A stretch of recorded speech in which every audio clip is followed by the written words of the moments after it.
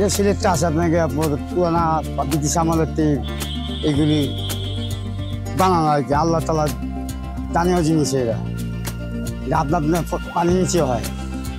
এটা সিলেট অঞ্চল ছাড়া পাওয়া যায় না। এটা খেলে আপনাকে মুখে লুচি হয়। আবার মনে করেন কিছু কিছু আমি শুনছি মুখগুলোতে রক্ত ক্রিয়া হয়, গতি বুকা হয়, শরীর ঠান্ডা থাকে, জন্ডিস হয় না। এটা ফলের মাখনা ফল, যে ঢাকার লোক আমার চাল মাখনা বলে। বেশিরভাগই কোন ঢাকার লোকই খায়, বেশিরভাগ চিনে। খেতে হয়েছে দাঁত দিয়ে ভেঙে এর মধ্যে একটা দুধের মতো আশ আছে, এটা খেতে হয়। এটা বছর একবার আছে। আর এটা চৈত মাসে নামে আছে। চৈতের আপনার 10-12তে না আছে। এটা চালের সাথে কোন দিন আঁকছি সিলেট আপনার শ্রীমঙ্গল এই দুই অঞ্চলে হয়।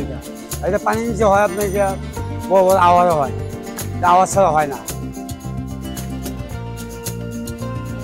ফলটা আসলে আমাদের পূর্বপুরুষ খায় আসছে, এটা আমরা চিনি, এটা মাখনা নামে, মাখনা ফল।